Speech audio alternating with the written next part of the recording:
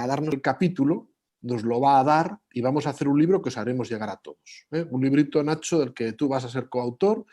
Tenemos un primer libro, que es este, el de Buenas Prácticas, de editorial Thomson Reuters, y bueno, pues tenemos la oportunidad de publicar un segundo libro con la marca Valdecilla, con los autores de Valdecilla.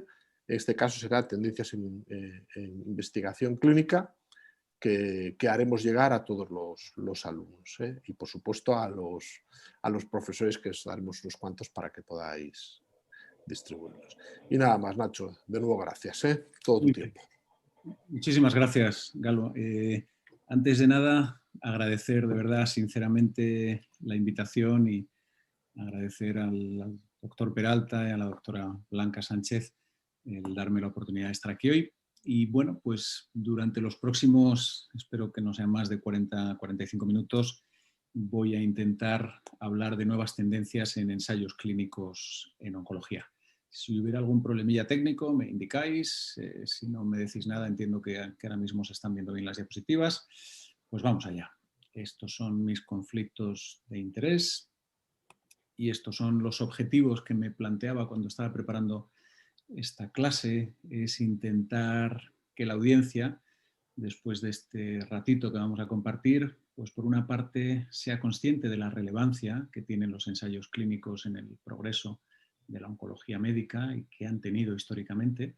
También me gustaría que la gente que está al otro lado escuchando pues entendiera lo que ha sido, vamos a decir, el desarrollo clásico de nuevos fármacos, las pautas que han guiado el desarrollo de fármacos en oncología en las últimas décadas, pero también que entendiera y se familiarizara con los cambios que vienen, con la innovación que hay ahora mismo en el desarrollo de ensayos clínicos en oncología y sobre todo dejarles al final con 4 o 5 diapositivas, que es un poco una pincelada de un marco de trabajo ideal en desarrollo de fármacos en oncología que yo creo que vamos a vivir en el futuro cercano y que ya veréis que es muy, muy interesante.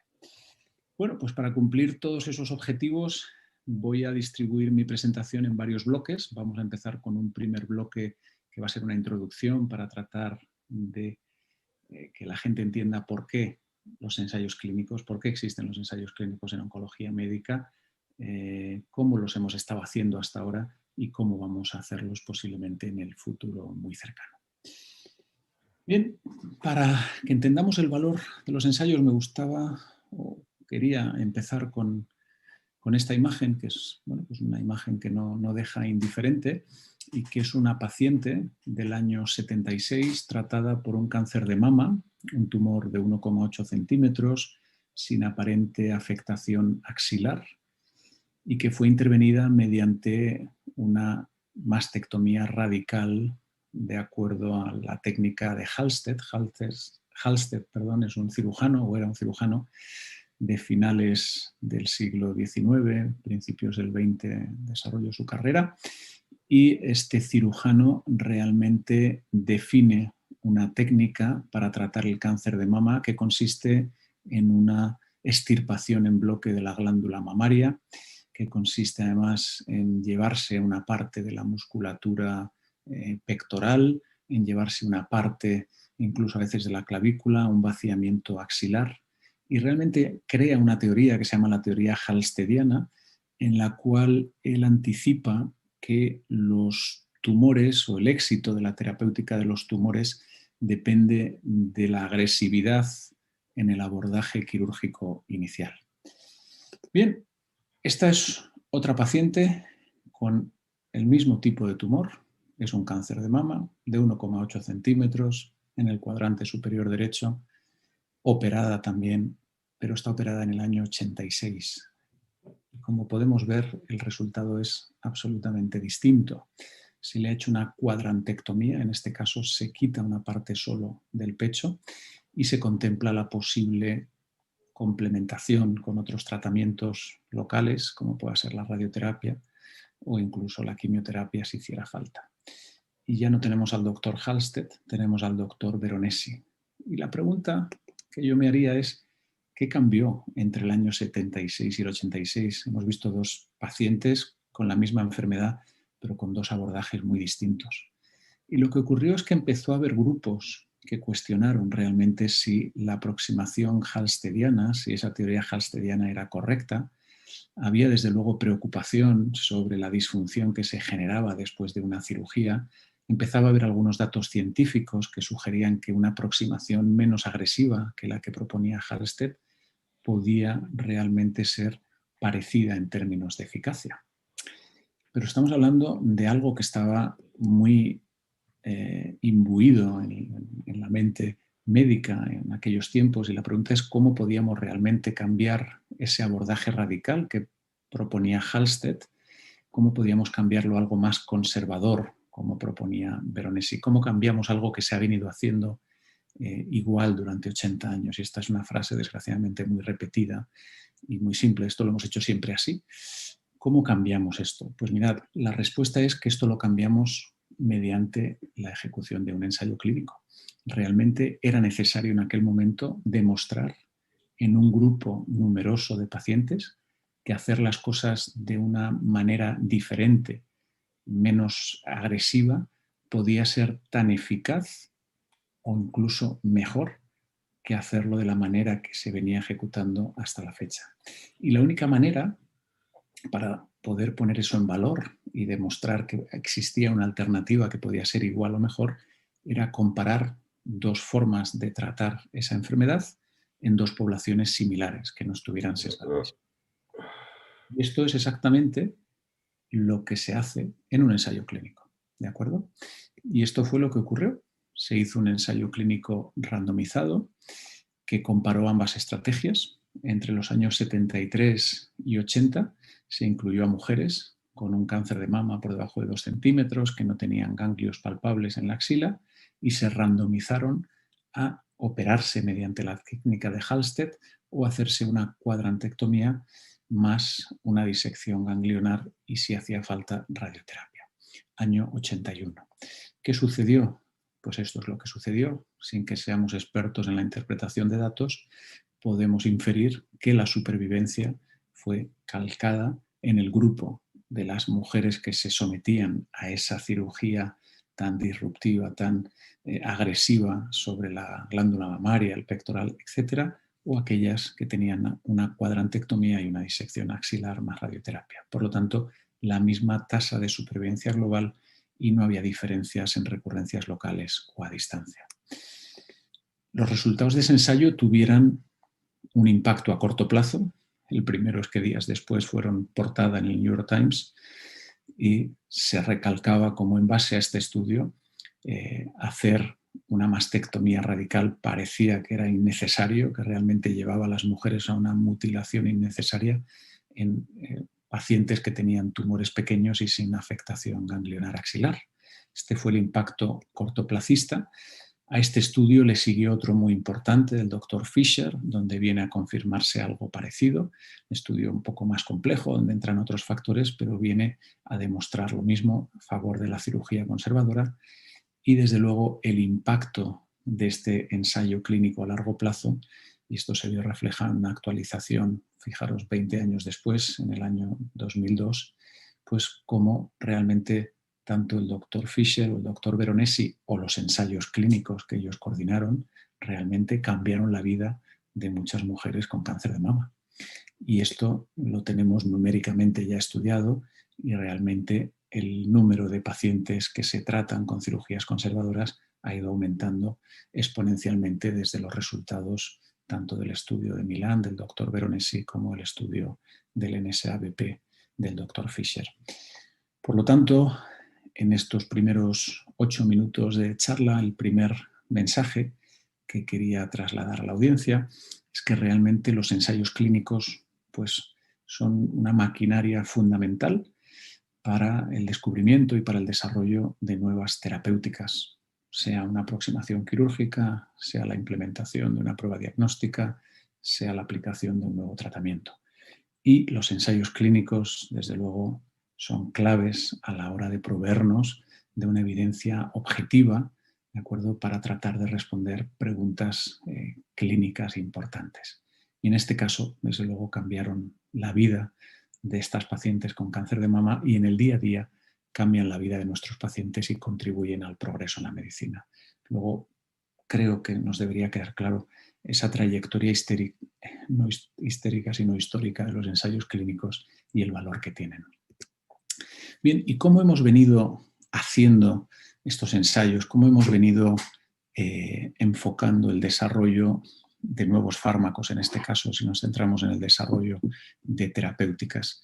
Pues mirad, esta es la foto, vamos a decir, más tradicional que todos conocemos. El desarrollo de nuevos fármacos en oncología y en otras disciplinas pasa por 3 grandes bloques. Tenemos un primer bloque, que es el bloque preclínico, es decir, donde identificamos una serie de compuestos en el laboratorio, una serie de compuestos que vamos a testar en modelos animales, en líneas celulares y que nos parece que pueden tener una actividad antitumoral. Cuando esos compuestos pasan una serie de cortes, tanto en lo que se refiere a su actividad como en lo que se refiere a su perfil de seguridad, y esto tradicionalmente ha venido a llevar entre 3 y 6 años, y hemos partido de un screening de más de 10.000 compuestos, pues un pequeño porcentaje de ellos, como veis en la zona gris, se va estrechando esta especie de embudo, pues un porcentaje de ellos muy pequeñito llegan a superar todas esas etapas y pasan a esta fase que se llama el IND, que es Investigational New Drug.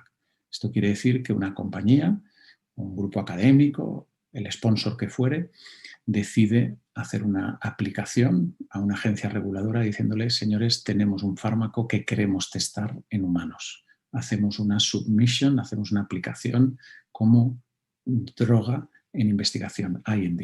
Entonces pasamos a la siguiente parte del desarrollo de nuevos fármacos que hemos venido haciendo históricamente en forma de estudios fase 1, donde vamos a buscar la seguridad, donde vamos a evaluar la dosis que podemos utilizar de ese fármaco en humanos, y donde tradicionalmente, y digo tradicionalmente porque veremos luego que estos modelos han cambiado, pero bueno, tradicionalmente nuestra idea del fase 1 es un estudio pequeñito, con pocos pacientes, donde vamos a ver hasta qué dosis podemos llegar, vamos a determinar la dosis máxima tolerada, vamos a ver una serie de toxicidades, y cuando esa fase la tengamos superada, vamos a pasar a la fase 2, donde ya no es tanto seguridad y dosis, sino que vamos a valorar la actividad de un fármaco. Vamos a coger un pequeño grupo de pacientes con un tumor concreto y vamos a evaluar tasas de respuesta o supervivencia, y si eso tiene éxito, vamos a pasar a la fase 3, donde vamos a comparar ese nuevo fármaco con otro fármaco ya previamente establecido. De nuevo, fijaros que históricamente esto implica 6-7 años de desarrollo clínico, y finalmente de esos 5 o 10.000 productos que empezábamos a testar en el laboratorio, al final parece que llega uno a la fase final, ha tenido buenos datos, ha satisfecho la fase 1, fase 2 y fase 3, y entonces el sponsor está en condiciones de hacer lo que se llama un NDA, New Drug Application, es decir, pido permiso para que mi fármaco se registre como tal y podamos empezar a usarlo.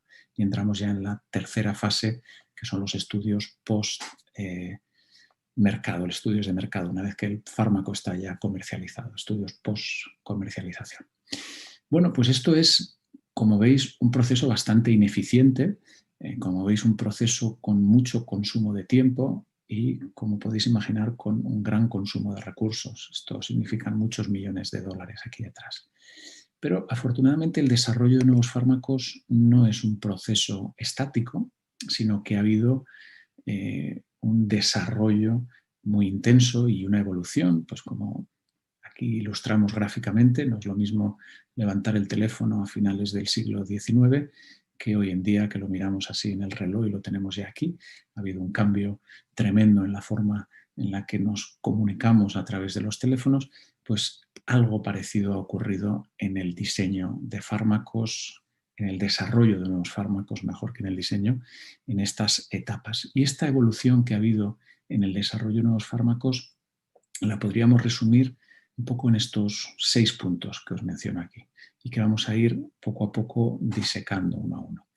El primer punto es un aumento en digamos, esos movimientos hacia adelante y hacia detrás. Y vamos a tratar de explicar en qué consiste esto. Y vamos a tratar de explicar gráficamente. Y aquí tenéis un poco un círculo en el cual tenemos al paciente.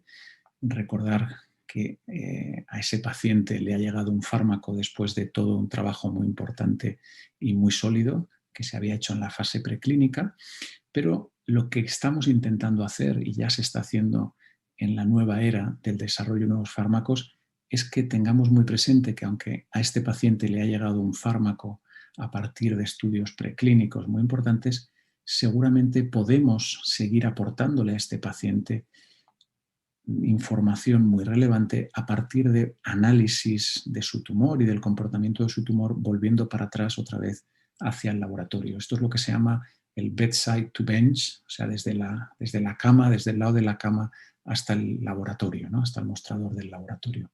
Y un ejemplo de esto que comparto aquí con vosotros es los pacientes que se estaban tratando con un fármaco que se llama larotrectinib. Es un fármaco que hablaremos a continuación o más adelante de él también, pero que está dirigido a pacientes que tienen una alteración concreta, que es una fusión en este gen que se llama NTRK. Y cuando se empezó a utilizar este fármaco, se empezó a ver que los pacientes respondían de una forma muy positiva en general, pero los pacientes desarrollaban resistencias y realmente no terminábamos de entender muy bien esas resistencias. ¿Cómo mejoró nuestro conocimiento de esas resistencias? Pues volviendo del bedside al bench, lo que hicimos fue, a partir de pacientes, a partir de casos reales, construir modelos animales, lo que se llaman Patient-Derived Xenografts, PDX, y lo que hicimos es estudiar en esos modelos animales exactamente por qué esos pacientes se habían vuelto resistentes a ese fármaco e identificamos que la razón estaba en esta vía que se llama la vía de las MAP quinasas. Por lo tanto, el nuevo diseño de fármacos, el nuevo desarrollo de fármacos pasa porque tengamos una mejor comunicación y un flujo para adelante y para atrás entre el investigador básico y el clínico que está con el paciente. Además de eso, sin duda alguna, no podemos entender la nueva era de investigación clínica sin incorporar tecnologías más modernas. Y me refiero en este caso a que los ensayos que vienen y que ya tenemos aquí son ensayos que van a pasar por una caracterización molecular de los tumores. Y eso lo vamos a hacer incorporando análisis de secuenciación de última generación, el Next Generation Sequencing. Vamos a ir incorporándolo progresivamente en nuestra práctica clínica. ¿Por qué? Porque nos va a permitir identificar algunos biomarcadores concretos. Y esto ya lo estamos haciendo en Cantabria y somos una región pionera en el sentido que está incluido en la cartera de servicios, cosa que no es el caso en el resto de España o en la mayoría del resto de España. Y nosotros a nuestros pacientes podemos ya hacerles un análisis de Next Generation Sequencing buscando determinadas alteraciones que pudieran representar una diana, que pudieran representar un talón de Aquiles por donde pudiéramos atacar a los tumores. Pues esto cada vez más se está incorporando a los nuevos ensayos clínicos que vienen. Ya no vamos a tratar a todos los pacientes por igual, sino que vamos a estar buscando pacientes que tengan alteraciones específicas. Además de esto, hay que pensar que ha cambiado mucho y que sigue cambiando el diseño, la aproximación de los ensayos clínicos para el desarrollo de nuevos fármacos. Y desde que yo empecé en esto, con un fellowship en el año 2002, o sea, hace ya casi 20 años, pues ha habido una serie de conceptos nuevos tremendamente interesantes que se han incorporado y que vamos a intentar repasar. Y uno de ellos es lo que se llama los estudios de intercepción. ¿Vale? ¿Y qué es esto de los estudios de intercepción? Bueno, pues esto tiene dos aproximaciones. Vamos a ver si os lo cuento bien para que sea sencillo de entender. Primero hay que entender lo que es la enfermedad molecular residual. ¿Esto qué quiere decir? Quiere decir que un paciente al que hemos tratado, que aparentemente por las pruebas que nosotros tenemos de imagen parece que está libre de enfermedad, hoy en día, a través de pruebas más sensibles, podemos detectar que todavía hay presencia de ese tumor, aunque sea de una manera microscópica. Lo que proponen los ensayos de intercepción es precisamente interferir con este paso, esta transición de esa enfermedad microscópica, que se llama la enfermedad molecular residual, a la recaída. Es decir, que ese paciente que hemos tratado, que aparentemente no tenía enfermedad porque no la vemos por ningún método de imagen, pero que la hemos detectado por métodos más sensibles, como puede ser una biopsia líquida, que hagamos ensayos para intentar que esa MRD se nos convierta en una recaída. Y esto es muy interesante y desde luego está ya poniéndose en marcha en distintos contextos. Uno de los ejemplos más claros son los estudios de adyuvancia. Son pacientes que hemos operado, que teóricamente están libres de enfermedad y que hoy en día podemos hacer análisis de lo que se llama Circulating Tumor DNA, DNA tumoral circulante, y podemos identificar a pacientes que realmente tienen mayor riesgo de recaer porque tienen esa MRD por ahí circulando. Entonces, son ensayos en ese contexto para intentar evitar esa recaída. Y esto no es algo, como digo, teórico, sino que ya hay multitud de estudios que están en práctica. Este es uno de ellos y es un estudio en cáncer de mama, el estudio CTRAC-TN de triple negativo, que como vemos pues es un estudio enfocado a pacientes con cáncer de mama triple negativo operadas y que van a recibir un tratamiento determinado en función de la presencia o no de ese ctDNA detectado en biopsia líquida.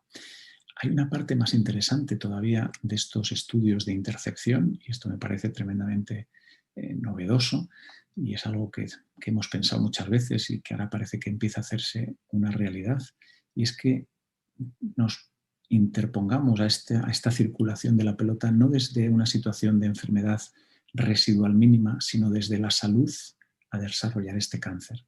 Es decir, que seamos capaces de identificar por distintos patrones de metilación aquellas personas que pueden tener, digamos, una posibilidad de estar desarrollando un cáncer todavía en estadios muy precoces y que podamos de alguna manera interferir. Esto es algo que está algo más verde, pero que desde luego es muy prometedor y es una aproximación que a mí me parece tremendamente interesante como un mecanismo de prevención primaria. Bien, pasamos a otros diseños de estudios que también son interesantes y que son novedosos en este contexto. Y son los estudios que llaman seamless, que la traducción al castellano sería algo así como sin costuras.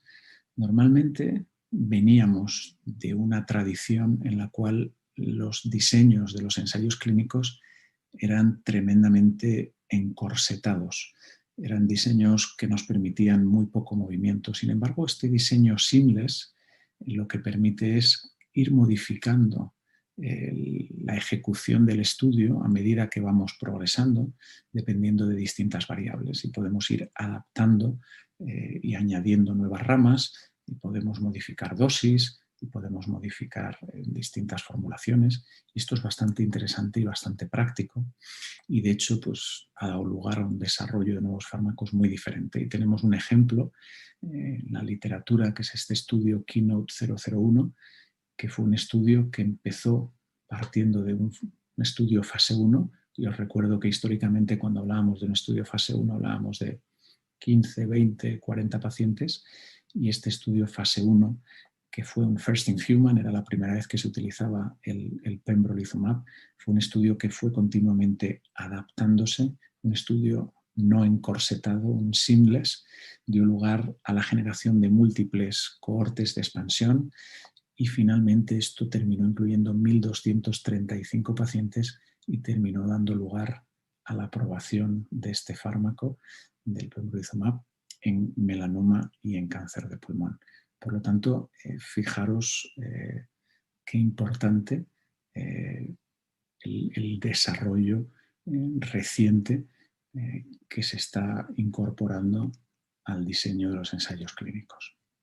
Bien, intercepción seamless, pero hay otro bloque muy importante que hemos ido incorporando y que está muy vigente, y que es el desarrollo de nuevos fármacos en base a lo que se llama estudios agnósticos para el tipo de tumor.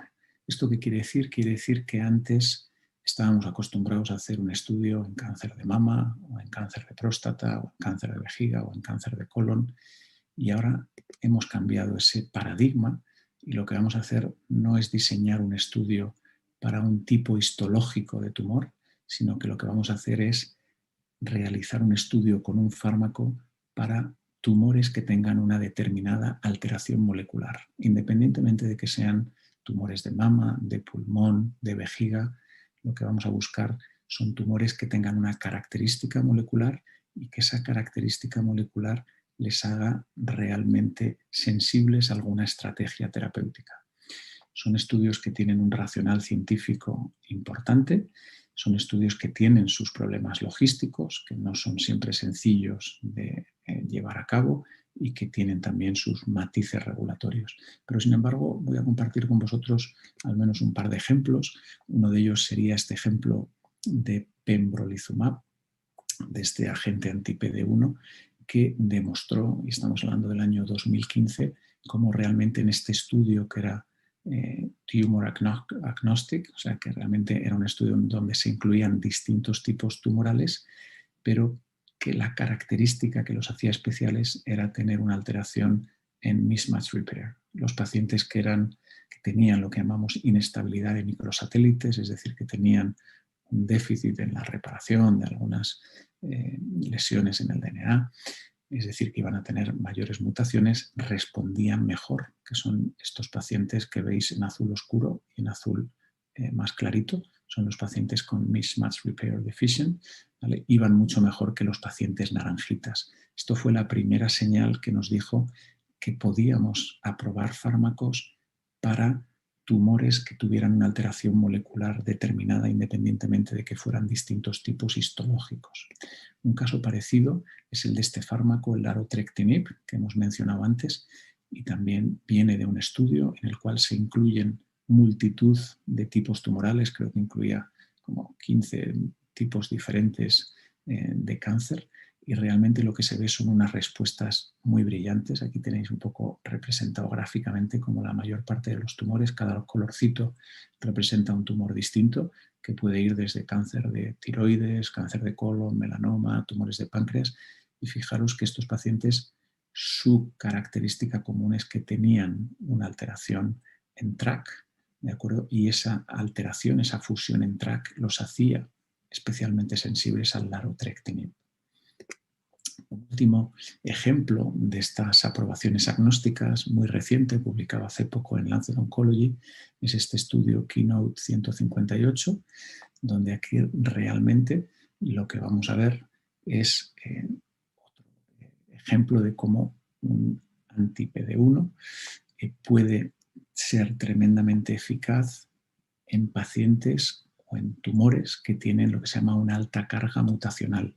Y en este estudio se incluyeron diferentes tipos tumorales que tenéis aquí recogidos y que pues, igual incluye tumores microcíticos de pulmón, cáncer de cervix, cáncer de endometrio, distintas variantes tumorales, pero que desde luego aquellos que tenían lo que llamamos una alta carga mutacional respondían mucho mejor, lo tenemos aquí representado gráficamente, que los que no tenían esa carga mutacional. Y en la gráfica podemos observar cómo la supervivencia libre de progresión era muy superior. Pues esto se trasladó en que las agencias regulatorias aprobaran, y estos son varios ejemplos, tenemos algunos más, pero al menos quiero compartir con vosotros estos 4 ejemplos de fármacos que se han aprobado en base a una alteración molecular concreta independientemente del tipo tumoral.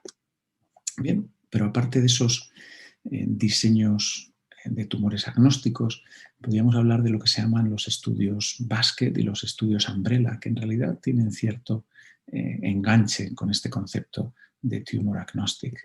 Para que recordemos un poco las diferencias entre ambos diseños, pues el estudio Basket, para que recordemos esa cesta que uno va rellenando en el supermercado y va echando distintos productos, es decir, que son estudios donde se incluyen distintos tumores, pero esos tumores tienen una alteración genética concreta. Pues rellenamos el carro de la compra con distintas cosas, pero todas son del mismo supermercado.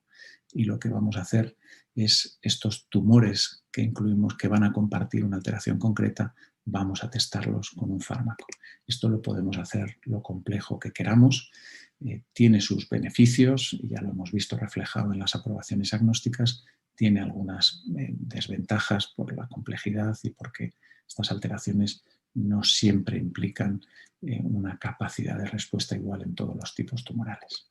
Y luego tenemos el caso contrario al estudio Basket, que es el estudio Umbrella, que es el estudio Paraguas. El Paraguas solamente tiene un asa, con lo cual es un único tipo de tumor, un único tipo de cáncer, al cual del cual vamos a incluir pacientes con distintas alteraciones y vamos a testar distintos fármacos.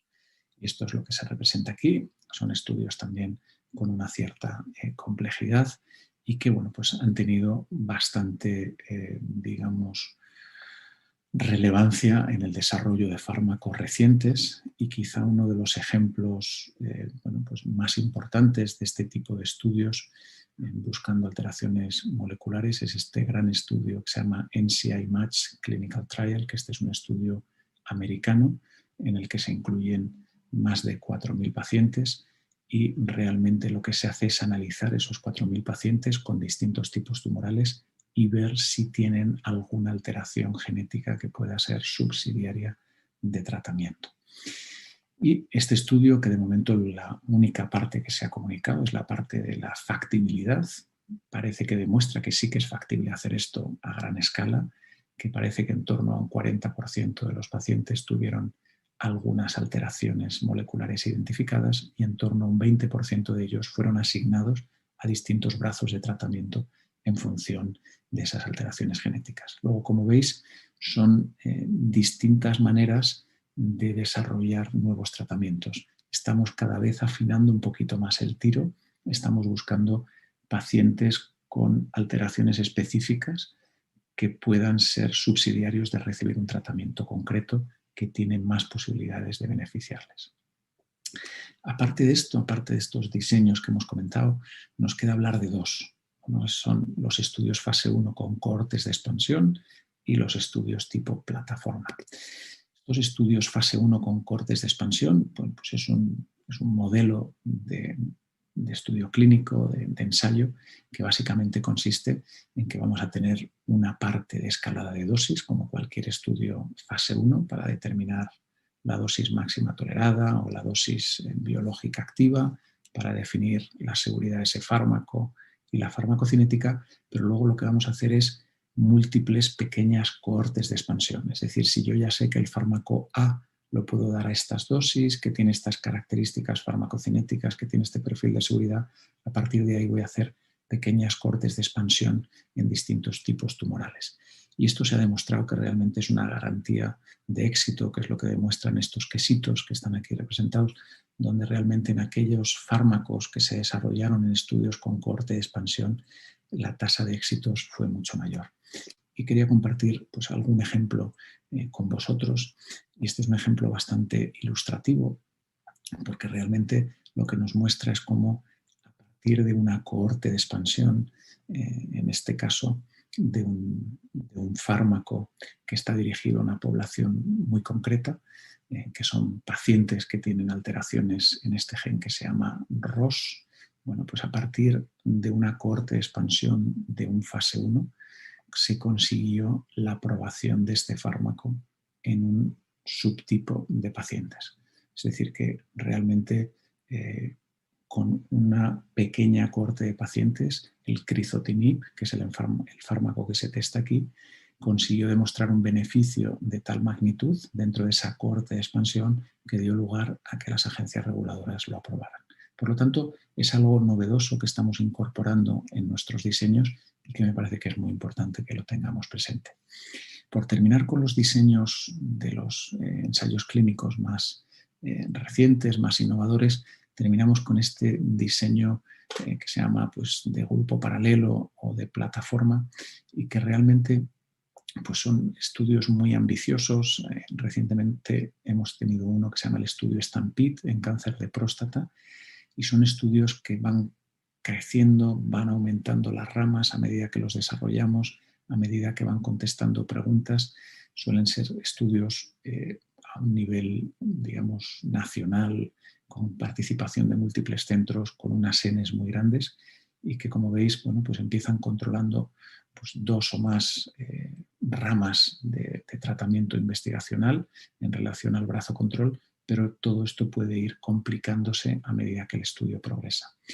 Un estudio de este tipo, como el STAMPEDE, ha permitido contestar hasta la fecha al menos 4 preguntas muy, muy importantes en el mundo del cáncer de próstata y además son estudios que siguen, que van nutriéndose y van aumentando ese espectro de preguntas clínicas que contestar. Por lo tanto, estudios complejos, costosos, con mucho trabajo, pero que realmente contestan muchísimas preguntas.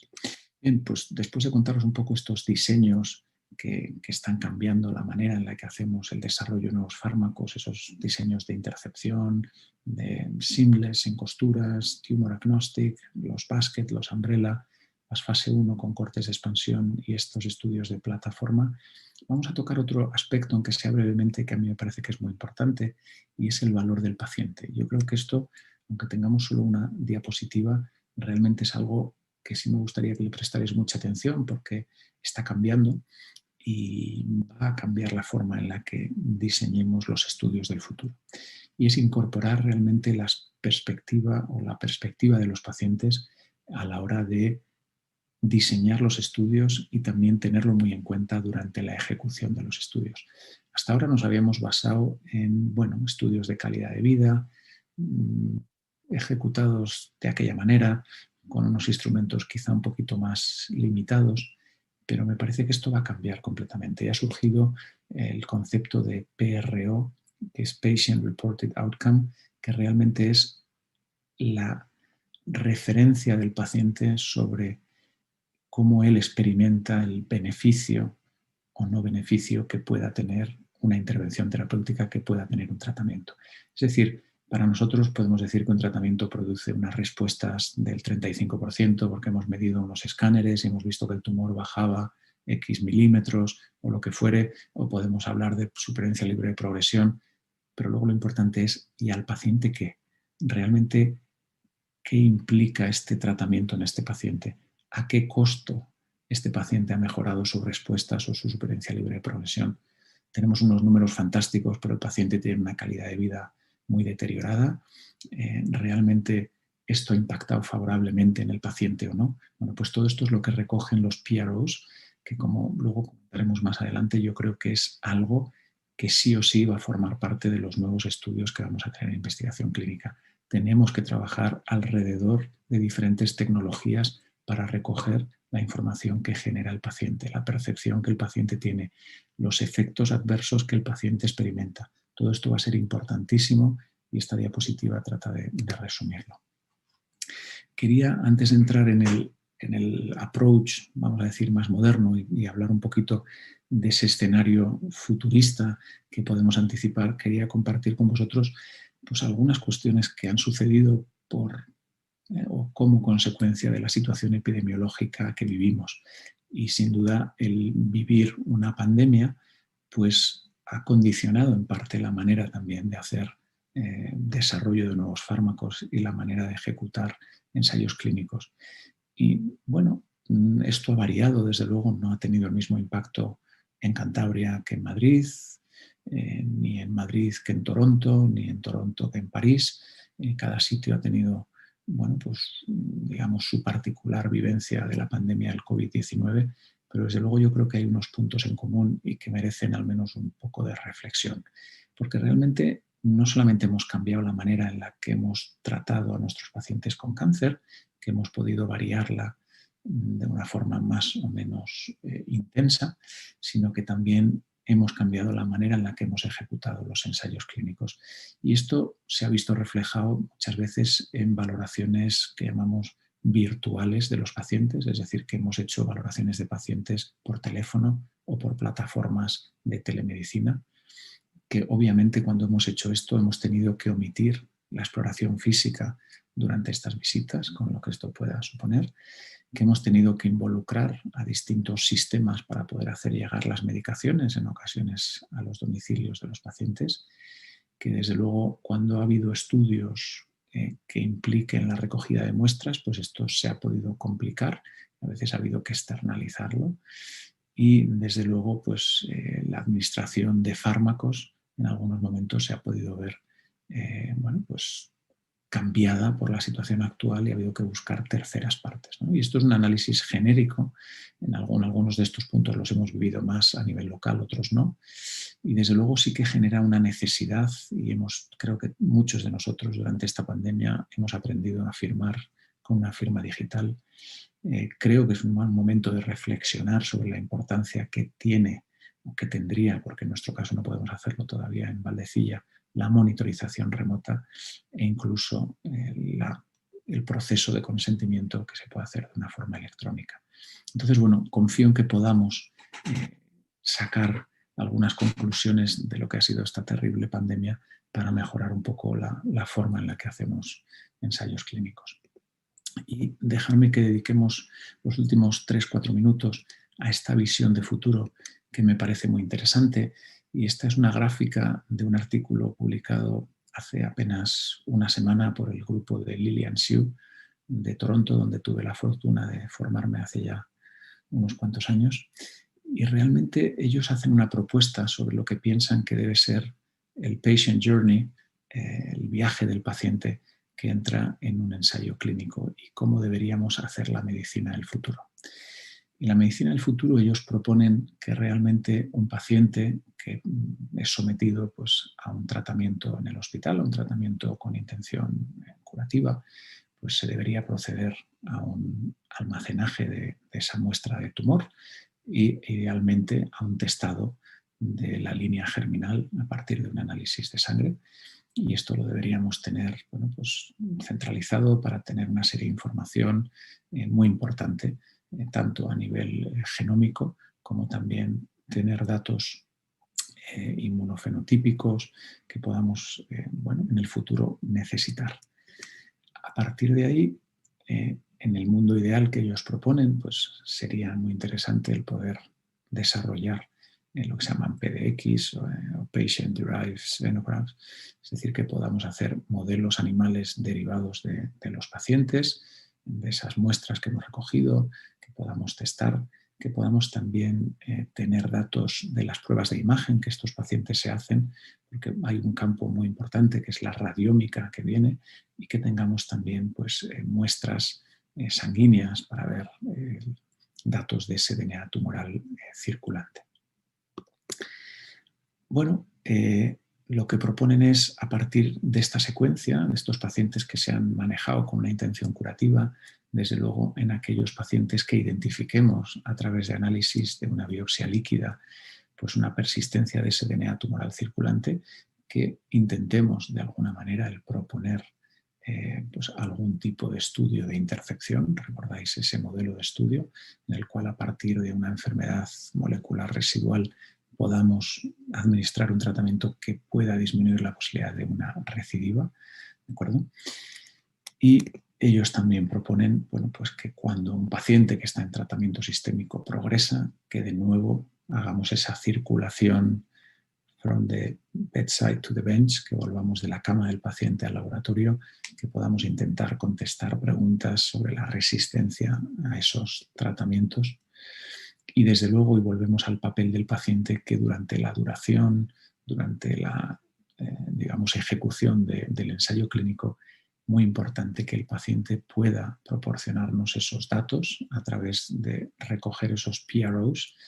Incluso van un paso más allá y hablan de algo que no está tan lejos, y es que el paciente lleve algún tipo de dispositivo que pueda recoger sus constantes vitales, su ritmo cardíaco, incluso su nivel de azúcar, algo que pueda facilitar una información en tiempo real y que será muy importante.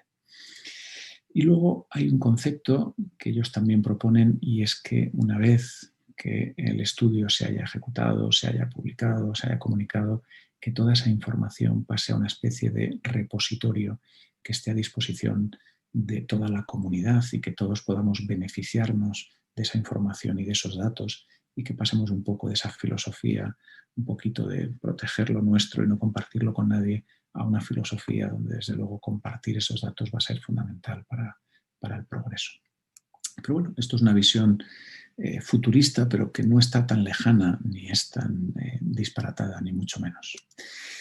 Bien, creo que me quedan 2 diapositivas, mensaje para llevar a casa.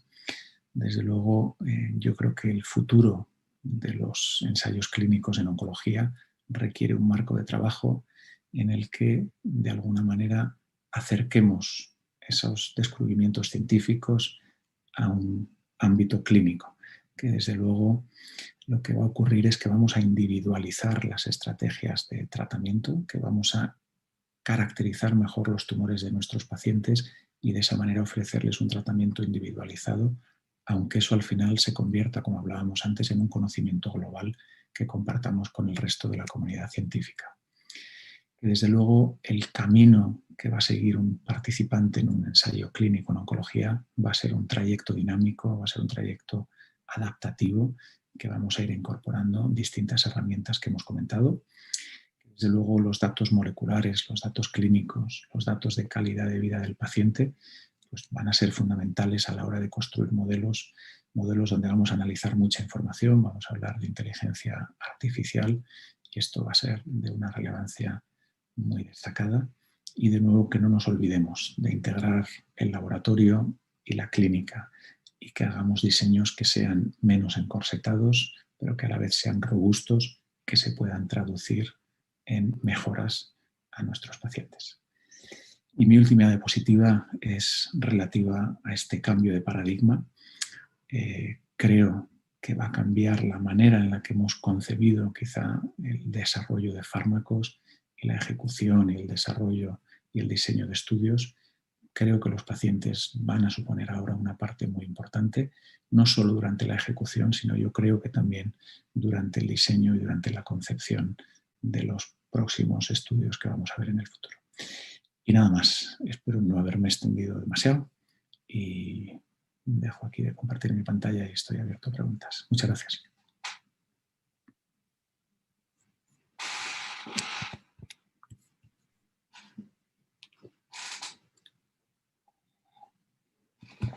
Bueno, Nacho, muchísimas gracias por la presentación. Has hecho algo que es tremendamente difícil, que es hablar de cosas muy técnicas y traducirlas, que están en continua evolución. Has contado cosas que son de absolutamente rabiosa actualidad y traducirlas, ¿no? Traducirlas para que sean comprensibles. Eso quiere decir que has digerido tú mismo ya un montón de información. O sea que muchísimas gracias, ¿no? Yo no sé si hay alguien en la audiencia que quiera hacer alguna pregunta, es el momento.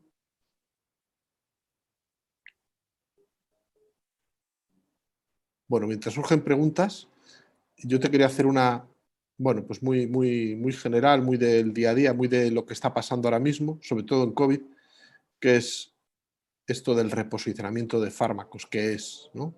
Que nos están haciendo ahora mucho. ¿Cuál es tu visión sobre esto?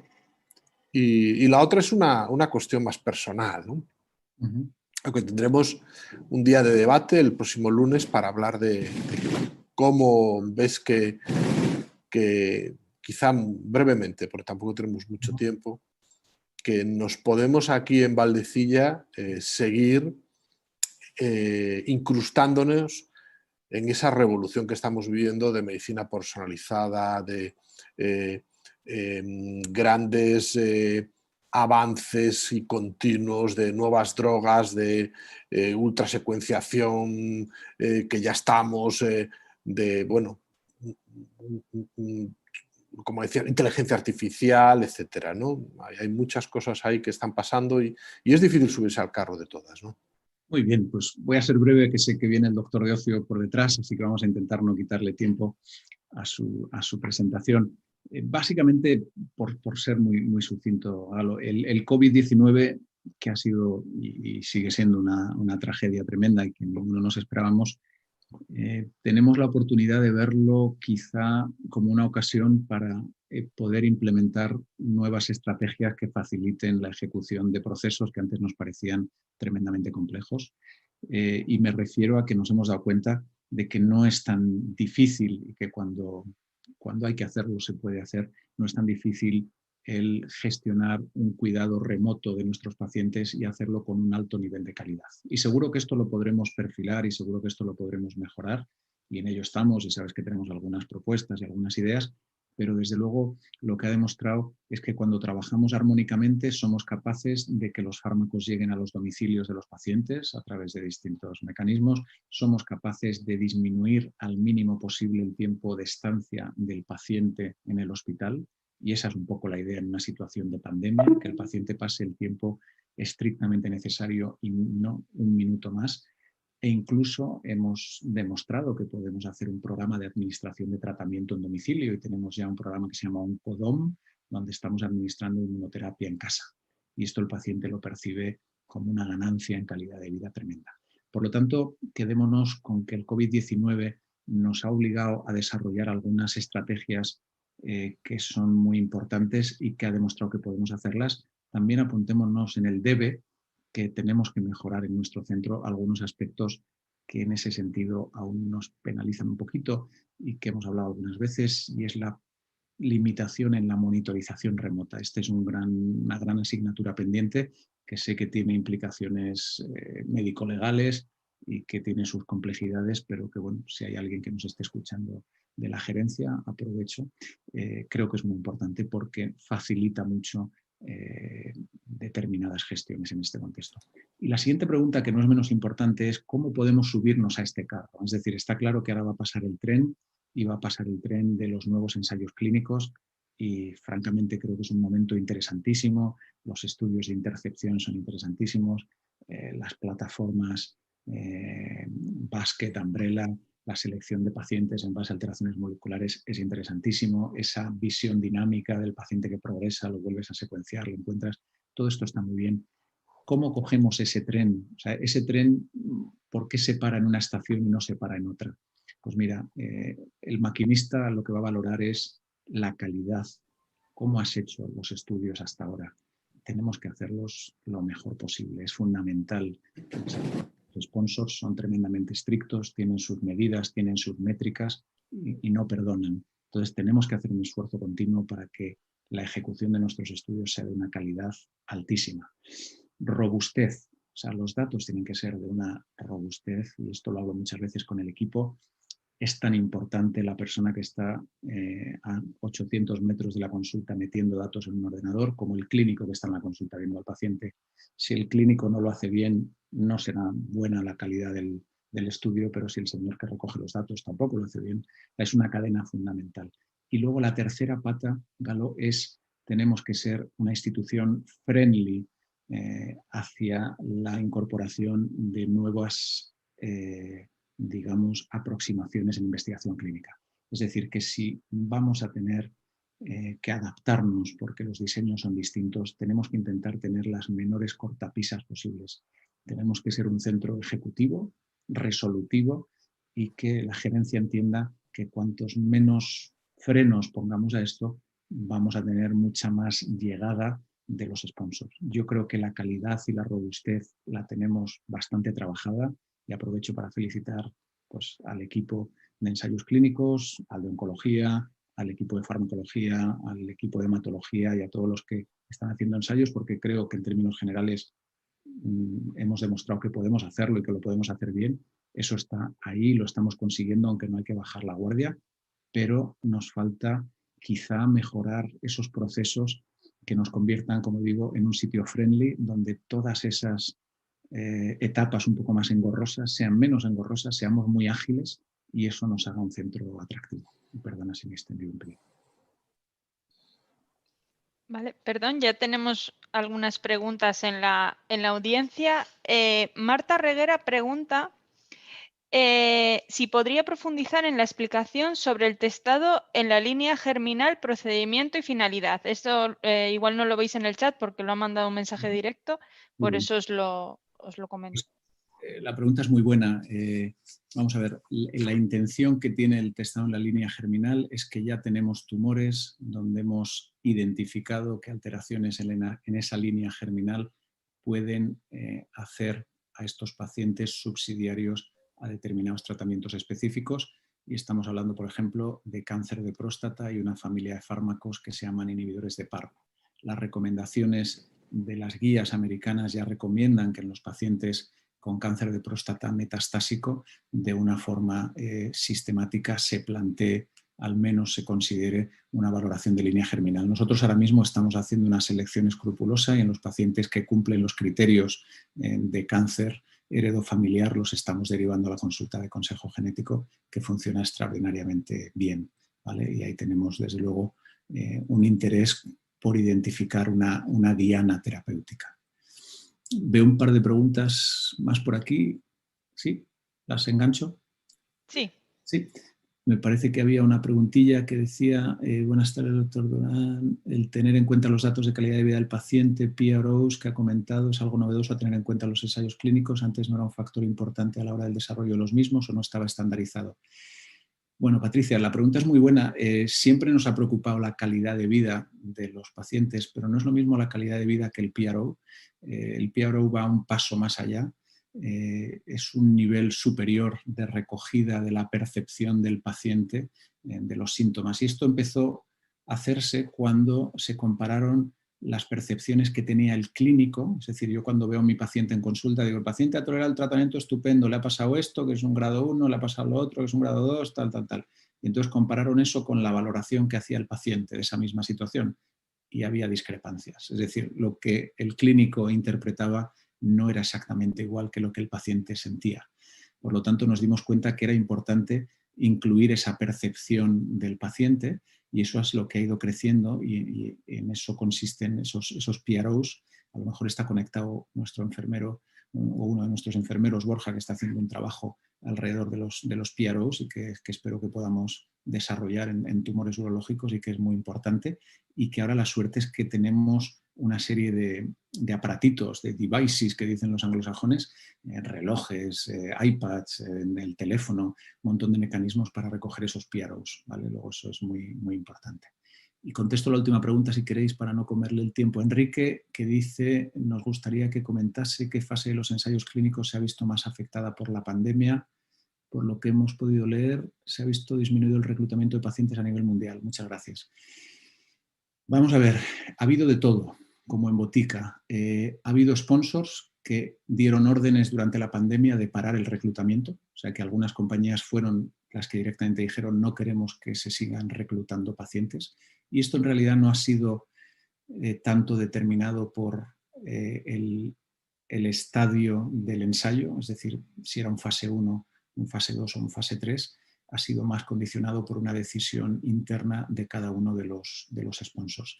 La realidad es que a nosotros hubo ahí un periodo, vamos a decir, cuando estuvimos sumidos en lo más profundo de la crisis, obviamente sí hubo un cierto bache, como lo hubo en todo, porque redujimos de alguna manera bueno, pues, la presencia de gente en el hospital, los equipos se enviaron a casa a teletrabajar y eso tuvo un cierto impacto, pero no me atrevería a decir si en mi caso concreto se afectaron más los fase 1, los fase 2 o los fase 3, la verdad.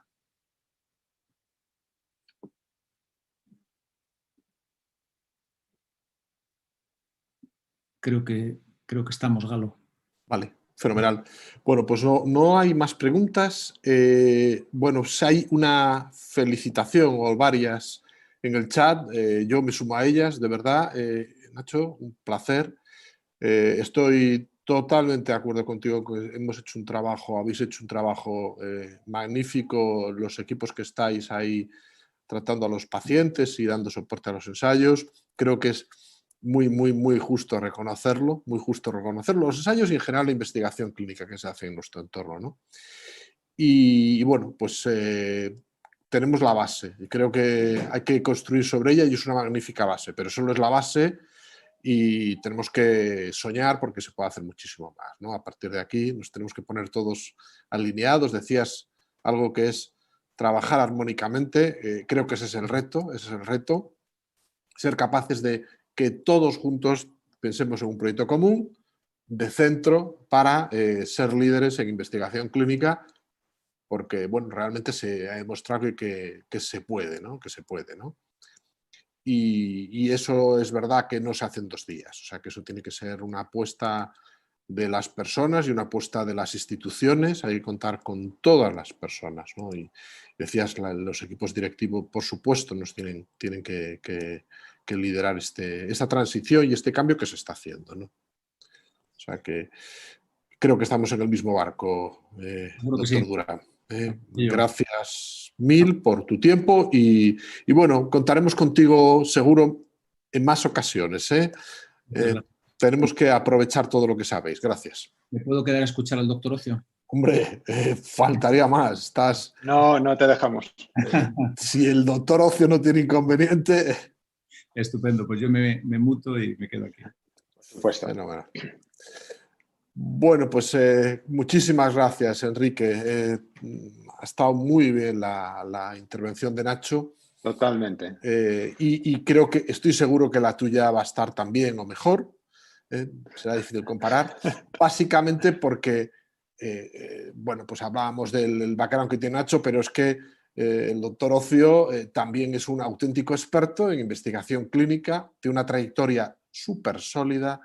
Él ha vivido en primera persona lo que es poner a punto toda una unidad de ensayos clínicos en un gran hospital en Salamanca. Es líder a nivel mundial en investigación en mieloma, en investigación clínica, y está permitiendo que se hagan cosas aquí que hace, yo qué sé, 5 o 6 años no estaban ni en mente de muchos, ¿no? Estamos asomándonos a las inmunoterapia en ensayos clínicos, a las nuevas terapias, estamos asomándonos a ensayos en las fases más precoces, que esto no existía aquí, y estamos asomándonos a ensayos en los que Valdecilla es el primer centro a veces en reclutar pacientes en toda Europa, ¿no? Bueno, esto solo se puede hacer de la mano de auténticos expertos como Enrique. Y bueno, pues gracias por tu tiempo. Sé que has tenido que hacer un esfuerzo para estar aquí. Bueno, pues de verdad que para nosotros es un honor, y creo que tenemos la obligación, le decía Nacho, de aprovecharos. Estáis dando conferencias por el mundo, estáis contando lo que hacéis, ya veis, y sin embargo no lo contamos aquí, ¿no? Y esto también tiene mucho de hacer que la organización en su conjunto considere esto que hacéis vosotros y que hacemos en la parte de investigación de todos, y lo entienda. O sea que aquí hay un poco de también ir sumando, y por eso el curso está tan abierto, es online, se graban las sesiones y esas sesiones las dejamos en abierto porque queremos realmente sumar y compartir, ¿no? Y por eso también a aquellos que habéis podido os hemos pedido un capitulito para que después ese libro sea algo que la gente de nuestro entorno, y más allá si es posible, pues pueda consultar y leer tranquilamente. Bueno, Enrique, pues nada, simplemente 1000 gracias y todo el reconocimiento y el respeto, todo tuyo. Perfecto. Muy bien, vamos a ver. Así está en pantalla completa, ¿verdad? Sí, se ve. Sí. Perfecto. Muy bien, bueno, pues muchísimas gracias, Galo, por la invitación a participar. Y bueno, primero dar la enhorabuena a Nacho, que realmente ha sido un repaso espectacular de los conceptos más importantes en oncología, en los ensayos en oncología. Bueno, yo realmente he planteado mi presentación con dos partes. Una primera parte en la cual hablaré un poco de por qué considero que son importantes los ensayos clínicos y también un poco pues, cómo tenemos organizada nuestra unidad de ensayos y cómo considero yo que tenemos que hacer, bueno, o cómo estamos haciendo para llevar a cabo los ensayos clínicos en hematología en el servicio, ¿no? Y después la segunda parte pues será pues muy parecido a lo que ha explicado el doctor Durán, Nacho, hablando de cuáles son los principales conceptos en investigación clínica en hematología, en los ensayos clínicos, fundamentalmente, como has dicho, pues me he centrado en el mieloma múltiple, bueno, en parte porque juego un poco ahí a caballo ganador, porque realmente, como veréis, pues ha habido muchos cambios y muchos avances y creo que es pues, algo interesante de ver. Bien, bueno, estos son mis conflictos de interés y bueno, pues la primera parte, como digo, es por qué investigar, ¿no? ¿Por qué investigar? Bueno, esto es algo que es muy conocido, pero sí que creo que es algo conocido, pero no todo el mundo está totalmente de acuerdo con esto, o no todo el mundo lo ve. Y a mí me gusta remarcarlo, recalcarlo, ¿no? La investigación clínica es clave. Un hospital grande, cualquier hospital, pero un hospital grande y mucho más un hospital pues, como este, que es como un transatlántico, ¿no? Pues debe generar conocimiento, no solo consumir conocimiento. Debemos tender a ese generar conocimiento. Y el segundo punto importante es el paciente. Realmente no es el segundo, es el primer punto. Todo lo que hacemos es por mejorar al paciente. Hace un rato tenía una teleconferencia y hablábamos me preguntaban, ¿no? De, bueno, pues cómo posicionar el algoritmo de los fármacos. Yo siempre digo lo mismo. Si es que se nos pide a veces a los investigadores, a los médicos, hacer algoritmos de cuándo pues entraríamos un fármaco al principio, después cuál seguiría después el algoritmo. Y al final eso lo haces porque hay que hacerlo, pero la realidad es que tengo este paciente hoy en la consulta, Manolo Fernández, ¿y qué le puedo dar a este paciente? ¿Qué ha recibido, qué no ha recibido, qué le queda por recibir, cuáles son sus características, qué familia tiene, no tiene familia, tiene trabajo, no tiene trabajo, qué toxicidad ha tenido? Y al final lo importante es el paciente, ¿no? Intentar que ese paciente pues reciba lo mejor posible y no tanto centrarlo en los fármacos, sino centrar el planteamiento en el paciente. Bueno, y dentro de este paciente, pues la relación, esta clásica relación entre asistencia, investigación y docencia, si hacer que todo esto pues esté armónicamente, salía antes la palabra armónica, armónicamente desarrollado, hará que tratemos mucho mejor a nuestros pacientes. Bueno, y la investigación después nos ayuda muchísimo porque favorece nuestro espíritu de observación crítico, nuestra formación, etc. Estos son 5 puntos concretos que para mí son claves a la hora de la importancia de la investigación clínica. Por supuesto, el primer punto es evidente, y es que los ensayos clínicos permiten ofrecer nuevas o mejores opciones de tratamiento a nuestros pacientes. Aquí quiero decir 2 cosas. Una es que no es ofrecer posibilidades a pacientes que no tengan otra posibilidad. A veces se entienden los ensayos como pacientes que están, vamos a decir, desahuciados, no tienen ninguna otra opción y tenemos algo para ofrecerles, como se decía, como se va a Houston, ¿no? Bueno, se va a Houston, a veces le dan algo y responde y después resulta que no responde. Bueno, eso por supuesto es uno de los objetivos de los ensayos y tenemos esa opción. Pacientes que no tienen otras opciones ya y les podemos ofrecer algo. Pero en mi caso, y creo que es mi filosofía, creo que la de Nacho también, nuestra actividad clínica se basa en los ensayos clínicos. Y como veremos después, la mayoría de los ensayos clínicos de los pacientes de nuevo diagnóstico, que tienen recién diagnosticados, tendrían 1000 opciones, bueno, 1000 no, pero tienen muchas opciones de tratamiento, se incluyen en ensayos clínicos, porque pueden ofrecer algo mejor. Hay mejores opciones de tratamiento, cosas que no están aprobadas, pero las pueden recibir en el contexto de ensayos clínicos. Y aquí pongo al final el PS341, y es porque este es un ejemplo, es una anécdota de un paciente, que recuerdo el nombre, cuando yo estaba en Salamanca hace años. Bueno, pues este paciente se diagnosticó de mieloma hace muchos años y uno de los primeros fármacos en aprobarse en el mieloma, luego lo veremos, fue el bortezomib, el Velcade, inhibidor del proteasoma, primeros nuevos fármacos. Bueno, pues cuando este fármaco se aprobó en el 2005-2006, este paciente dice, yo fui uno de los primeros del mundo a recibir el Velcade y llevo ya 5 años, antes de que se apruebe, yo había recibido ya el Velcade, cuando se llamaba PS341. PS es el nombre de la compañía, 341, así se llamaba el Velcade. Bueno, y este también es un concepto importante. Ese paciente, para una mieloma, que era una enfermedad en aquel momento devastating, así se decía, una enfermedad devastadora, bueno, pues ese paciente estaba vivo 5 o 6 años después, bueno, después siguió mucho tiempo recibiendo otras opciones, ¿no? Nuevas opciones de tratamiento, mejores opciones de tratamiento. Segundo, pues podemos contribuir al conocimiento científico, y esto lo decía, pues un hospital como el nuestro es fundamental. Aportamos prestigio a la institución. Hoy escribía, ¿no? Y decía, bueno, pues creo que como decía Galo, ¿no? Pues gracias a que hemos avanzado, pues hemos convertido Valdecilla como en un centro de referencia de investigación clínica. Y escribía, ¿no? Nacional e internacional. O sea, nos consideran mucho. Y antes hablaba con Fernando Rivera, me decía, José, es que nos están llegando muchísimos ensayos. Es que es verdad. Tenemos aportando gran prestigio a la institución a la que trabajamos. Educamos al médico en un modelo ideal de asistencia y a mí el participar en ensayos, hay gente que dice, es que ver a pacientes de ensayos es que es terrible, ¿no? A mí me resulta más fácil ver a pacientes de ensayos que no de ensayos. ¿Por qué? Porque es todo mucho más estructurado y al final utilizo ese mismo esquema que utilizo para los ensayos, lo utilizo para los pacientes que no están incluidos en ensayos clínicos. Y para mí es un modelo ideal de lógica de asistencia de orden, ¿no? Y por último, que es lo último, es verdad, pero no sé, pero también es muy importante, un importante ahorro económico, y tener unas importantes repercusiones económicas al participar en ensayos. Aquí pongo un par de ejemplos y es, bueno, pues como en el IDVAL, pues en los últimos años pues se ha ido aumentando la cantidad de de dinero, esta es la memoria del IDIVAL, que entra en el IDIVAL gracias a los ensayos clínicos.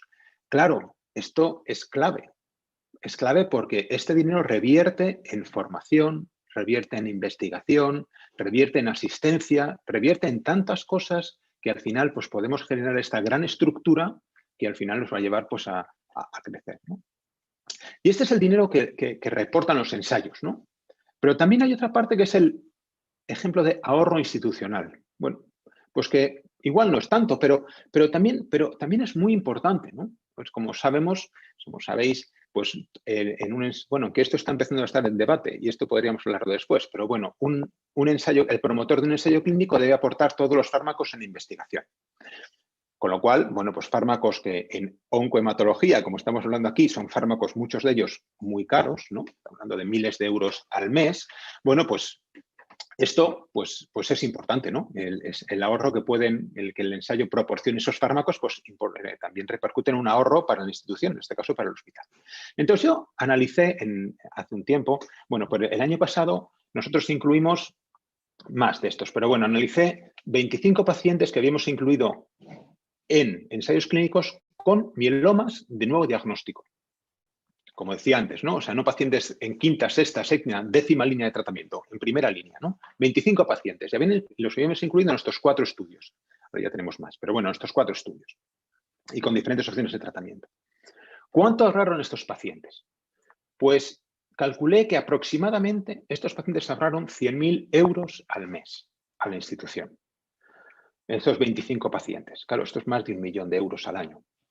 Bueno, importante. Y le pongo acuerdo, recibieron tratamiento por valor de 170.000 euros al mes, aunque esto es difícil de calcular porque son tratamientos nuevos, pero recibieron tratamientos mejores de los que hubieran recibido. Los que hubieran recibido serían 100.000 euros y han recibido tratamiento por valor en torno a casi 200.000 euros al mes. Bueno, creo que es importante, ¿no? Esto también para nosotros, para tener en cuenta que todas estas ventajas de la investigación clínica, ¿no? Pero claro, a veces decimos, bueno, pues es que los ensayos clínicos, claro, no es tan fácil, ¿no? Y existen dificultades para hacer esta investigación clínica. Y es evidente, ¿no? Y una de ellas es esta, pues la absorbente actividad asistencial. Pues realmente la carga de trabajo que tenemos en la actividad asistencial hace, bueno, pues que la investigación clínica no sea tan sencillo. Y tenemos que tener una buena estructura. Y a veces hay una falta de recompensa. A veces pues lo pongo abajo, ¿no? A veces pues, puede no valorarse, no es el caso aquí, yo creo, ¿no? En nuestro medio, pero puede no valorarse o no creer en la investigación clínica. Bueno, tenemos que reforzar esto, tenemos que reforzar la importancia de la investigación clínica, de que tiene que estar, me parece, este es mi modelo, ¿no? O sea, que nuestra actividad asistencial sea realmente investigación clínica. Y así yo como lo concibo, y es como me ilusiono, y como se verá, pues yo me ilusiona esta parte, ¿no? De decir, bueno, pues, y me ilusiona los lunes ir a la unidad de ensayos, a ver a los enfermos de los ensayos, a ver cómo están. Y ver a pacientes, como veremos después, que son el primer paciente del mundo que ha recibido una combinación específica, ¿no? Y ir a ver cómo está. Y explicárselo al paciente. Bueno, pues eso, que es mi labor asistencial de todas las semanas, todos los días, pues creo que tenemos que luchar para meterlo en la estructura, ¿no? Bien, ya hablamos aquí, ¿no? Hablado de que en rojo, ¿no? Que no hay espacios para investigar, los tiempos a veces no se contabilizan o no se contemplan estos tiempos para investigar, para la investigación clínica, y hay que hacerlos por las tardes, ¿no? Pues bueno, pues tenemos que conseguir que eso sea parte de la estructura y generar esta estructura perfectamente organizada para poder trabajar en los ensayos y en investigación clínica en general, ¿no?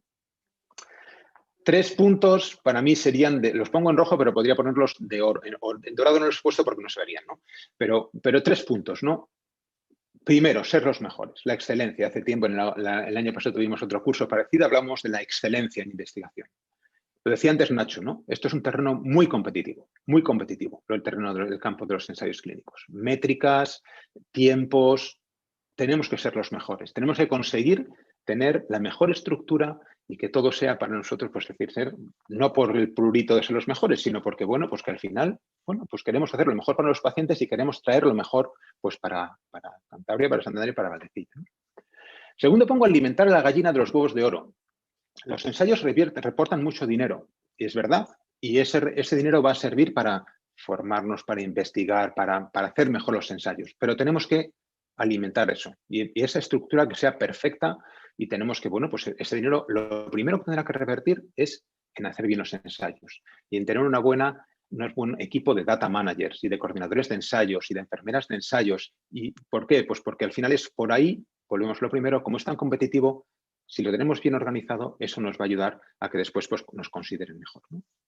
Y lo último, pues es lo mismo, ¿no? Con lo que decía, ¿no? Contar con esa estructura adecuada, no óptima, ¿no? Una estructura adecuada, pues que en el fondo son estos 3 puntos para mí de ser óptimos, excelentes y que todo al final, pues digamos, bueno, pues mira, es que realmente hemos alcanzado este prestigio y es que, pues como decía antes, ¿no? Cada vez nos vienen más ensayos. ¿Por qué? Pues porque yo creo porque nos van viendo como que somos una estructura que funciona, que hacemos bien las cosas, pero eso hay que retroalimentarlo continuamente y esto al final es pues mucho prestigio, ¿no? Bien, quiero hablar un poco ahora de cómo tenemos organizada nuestra unidad de ensayos en hematología, ¿no? Bueno, pues en hematología lleva mucho tiempo haciendo ensayos, quizá en los últimos años pues hemos despegado un poquito más, ¿no? Pero bueno, es algo parecido pues a la estructura que tenemos aquí, ¿no? Entonces, bueno, pues actualmente tenemos pues más de 50 ensayos activos, más de 30 en reclutamiento, bueno, pero realmente casi abrimos un ensayo cada mes, estamos, bueno, uno o dos ensayos al mes estamos abriendo, ¿no? Y tenemos una estructura un poco en hematología en el hospital invertida. Lo normal es tener algunos ensayos fase 1, 2 y muchos ensayos fase 3, fase 4, en fases avanzadas. Nosotros quizás tenemos más o muchos ensayos en fases 1 y 2, incluso first in human. Bueno, pues quizá un poco también por mi trayectoria, ¿no? Que he tenido, he trabajado mucho en el desarrollo de fármacos nuevos en este campo. Entonces han venido como muchos fármacos, muchos ensayos para ensayos en fases precoces. Bueno, más complejidad, pero bueno, pues no es por hablar donde estamos hablando, pero es verdad que, bueno, por la unidad de ensayos clínicos, y Blanca es una de las organizadoras del curso, pues la unidad de ensayos clínicos de fases tempranas del hospital, pues funciona muy bien y realmente, pues tiene también mucho prestigio en este campo. Bueno, pues esto ha hecho pues que esa estructura, como digo, pues sea pues muy adecuada, ¿no? Nosotros hemos ido creciendo, ahora mismo tenemos pues una coordinadora de ensayos, 4 o 5 data managers y aquí pongo aquí distribuidos por enfermedades. Es buena la especialización. Nosotros en el servicio de hematología estamos muy especializados y cada enfermo, cada paciente, cada médico ve una patología en concreto, pues un grupo de enfermedades en concreto, pues el mieloma, la leucemia lo lleva a otros pacientes, los linfomas otros médicos. Bueno, pues estamos especializados. Lo mismo intentamos hacer con los data managers y tenemos dos data managers que se dedican a los ensayos de mieloma. Uno que se dedica a los ensayos de patología linfoide, otro a la mieloide, otro a los grupos cooperativos, incluso a los ensayos en fase 1 que tienen sus peculiaridades, ¿no? ¿Por qué? Porque al final, como decía Nacho, es muy importante que el data manager sepa y que los datos estén bien metidos, dependen tanto como del que el médico los vea bien, como que el data manager al final meta bien, o el data entry meta bien esos datos. Si saben de esa enfermedad, si saben de mieloma, si tienen experiencia en cómo se evalúa el mieloma, es más fácil que esos datos estén correctamente metidos. Y también tenemos un administrativo que es clave. Financiación. Bueno, pues como decíamos, los ensayos incluyen contemplan pues importante financiación de esos ensayos. Bueno, esta financiación, en nuestro caso, todos los ingresos revierten en esta unidad de ensayos clínicos. El dinero de los ensayos para el grupo de investigación y también el que va a los investigadores, en nuestro caso en hematología, pues ese dinero revierte en la unidad. Y gracias a eso, pues contratamos a todos estos coordinadores, data managers administrativos y también contratamos a personal de investigación y tenemos a investigación preclínica. Tenemos a técnicos contratados de laboratorio para los laboratorios preclínicos, tenemos incluso algún predoctoral contratado y bueno, ahora no tenemos postdoctorales, pero quizá sería otra posibilidad. Revierten de nuevo, en todo ese dinero revierte en la investigación, en la formación del servicio. Es muy importante la colaboración de la unidad, nuestra unidad de patología, por así decirlo, con la unidad de ensayos del hospital y con el resto de servicios del hospital. Y creo que sea esto muy fluido, que esté muy bien organizado, pues es clave. Y ahora mismo nuestra unidad, bueno, pues está acreditada para fases 1 tiene una acreditación oficial, que han venido entre comillas, a acreditarnos, si es así, ¿no? La unidad, no nuestra unidad, bueno, la unidad, el hospital está acreditado para ensayos de fase 1 de hematología por Novartis, por Janssen y por Bristol Myers Squibb. Y tenemos fases 1 en marcha de otras muchas compañías como Sanofi y Roche, ¿no? Pero bueno, esto es como funcionamos, como lo tenemos hecho, ¿no? Quiero solo mencionar ahora 2 cosas muy breves. Y es dentro de nuestro funcionamiento las cosas que hacemos. Unas que nosotros solemos hacer, hacemos reuniones semanales de ensayos. Y aquí pongo un ejemplo de cómo hacemos y todas las semanas, los jueves por la mañana, nos reunimos fundamentalmente de mieloma, pero también alguna vez de linfoma, y depende un poco de los pacientes que hay, y revisamos, como veis en la diapositiva de la izquierda, bueno, pues están todos los ensayos, o la mayoría de los ensayos que tenemos abiertos en reclutamiento, y vamos viendo ensayo por ensayo, y esto es lo de la derecha. Pues vamos viendo, pues entramos en este ensayo, el primero, ¿no? El TCD13, que llamamos, Isatuximab VRD, que es del que hemos hablado y hablaré luego un poco.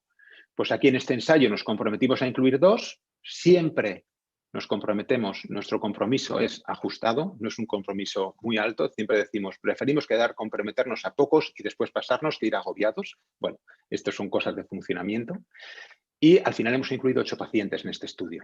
Este estudio es un estudio en el que yo soy el coordinador internacional, pero bueno, es un estudio que realmente, pues de estos 8 pacientes, pues fijaros, todos están en tratamiento, todos han recibido la rama de Isatuximab VRD, ya está.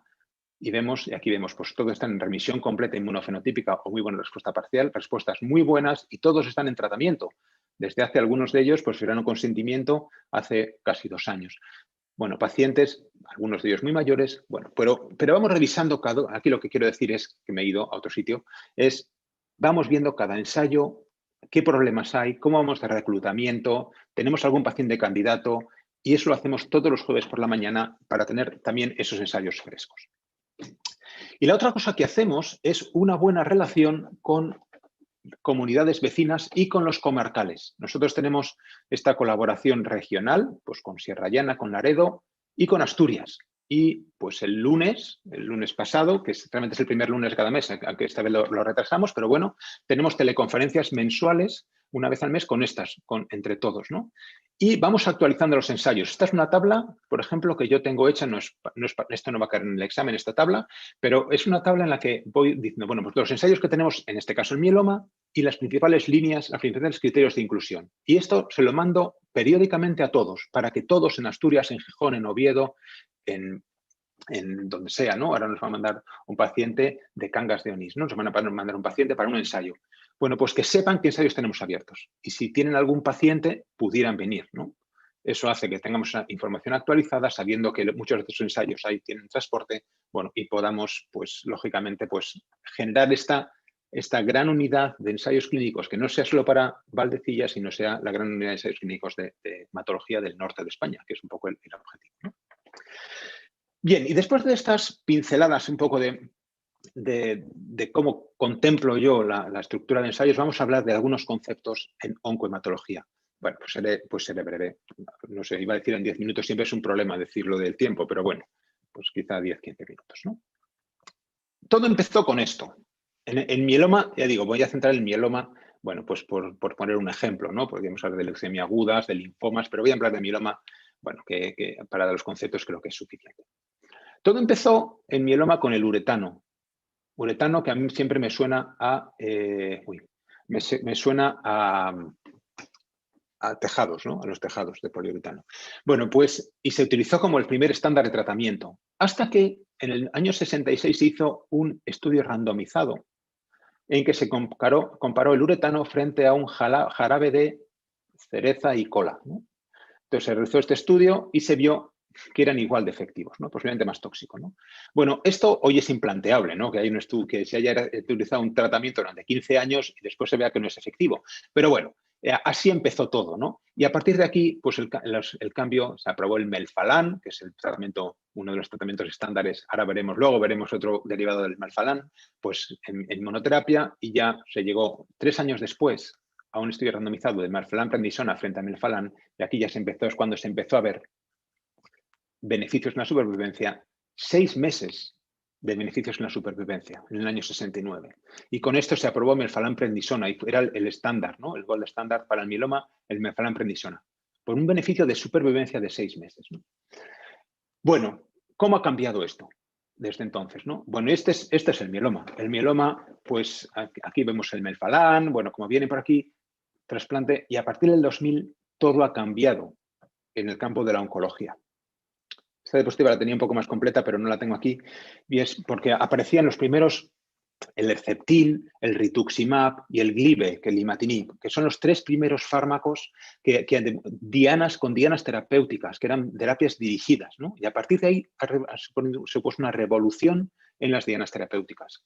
Y como veis, pues 14 fármacos nuevos, no quimioterápicos, se han aprobado para mieloma en este siglo. Claro, esto es un paradigma de investigación, ¿no? Y el último, claro, esta diapositiva la he actualizado hace 10 minutos en concreto. De hecho, durante la charla del doctor Durán. ¿Por qué? Porque en estos dos, Idecel y Melflufen, de los que hablaremos ahora, se acaban de aprobar. Melflufen hace 2 semanas e Idecel hace 3 o 4 semanas. Bueno, por la FDA, todavía no por la Agencia Europea de Medicamento. Pero bueno, vamos avanzando de una forma rapidísima, ¿no? Vamos a ver algunos ejemplos, ¿no? Lo primero que hacemos es combinar. Este es el estudio que presenté el año pasado en ASCO, del que hablaba antes de esos 8 pacientes que habíamos incluido, el TCD13. Pues es un estudio fase 2 con isatuximab VRD.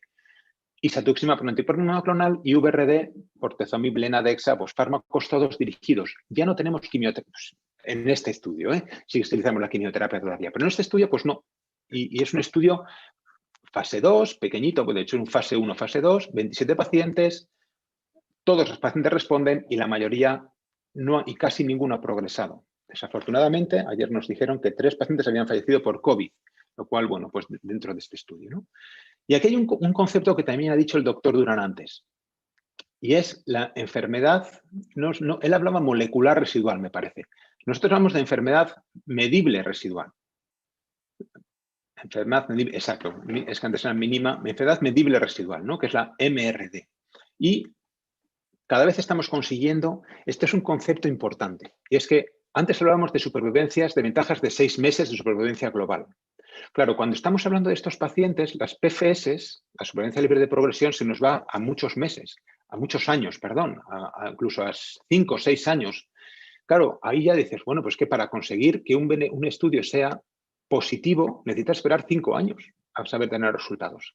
¿Qué estamos buscando? Lo que llamamos marcadores surrogados. Y en este caso es las buenas respuestas. Y sabemos que un paciente que alcanza una respuesta muy profunda, como es la enfermedad mínima residual que ponemos aquí, la MRD, 40% de los pacientes alcanzan enfermedad mínima residual por citometría de flujo o por molecular, bueno, pues estos pacientes van a vivir mejor. Y ya estamos intentando que la EMA y la FDA acepten como marcadores como objetivos de los estudios, no la supervivencia libre de progresión, sino la enfermedad mínima residual. Porque saben por qué, lógicamente, es mucho más rápida de conseguir y vamos a tener resultados mucho más rápidos de los estudios y no vamos a tener que esperar esos 5 años para que el paciente pueda llegar a la mediana de supervivencia libre de progresión. Este es uno de los conceptos importantes en mieloma.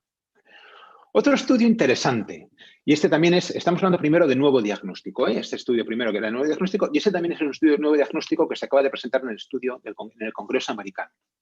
Y lo traigo aquí por un motivo fundamental. Bueno, este es un estudio en el que se comparó lenadexa más y la lenalidomida dexametasona con ixazomib o con placebo.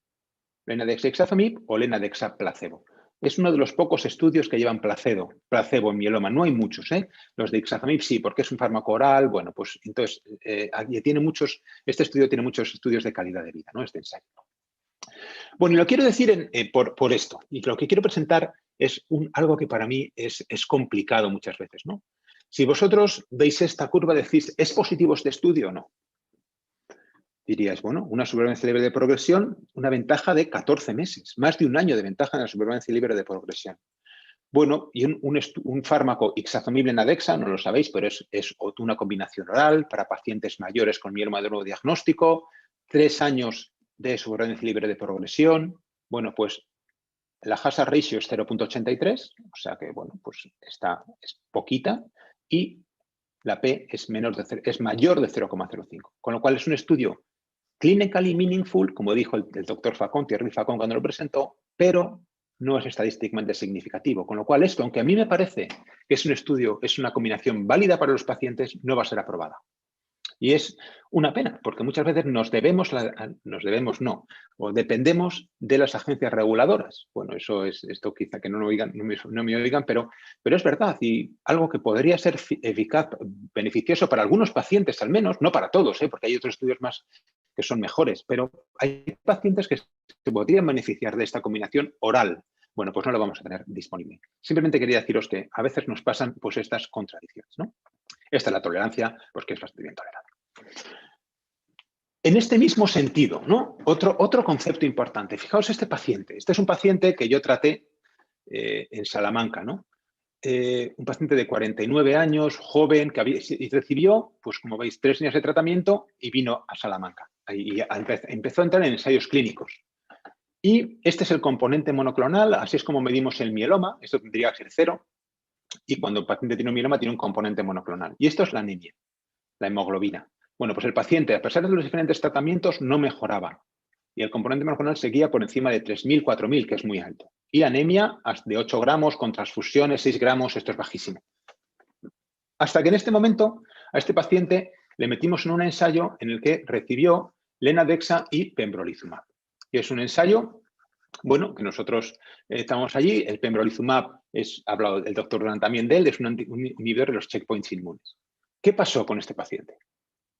Pues esto es lo que pasó con el componente monoclonal. Hizo una respuesta impresionante. Y fijaros la anemia, la hemoglobina subió muchísimo. Bueno, pues Lenadex más pembrolizumab. ¿Sabéis? Este fármaco, ¿os parece que funciona en mieloma? Bueno, pues tampoco ha sido aprobado en mieloma múltiple. ¿Por qué? Pues porque después, esto fue en un estudio fase 1, este fue el primer paciente del mundo que recibió esta combinación, por cierto. Pero después se hizo un estudio randomizado en el que se vio que no había ventajas y que había un exceso de mortalidad con el pembrolizumab. No se ve muy bien explicada. Bueno, pues algo que yo creo que es claramente beneficioso para los pacientes, pues desgraciadamente pues no lo tenemos disponible. Yo creo que algunos pacientes sí que podrían beneficiarse de este tratamiento.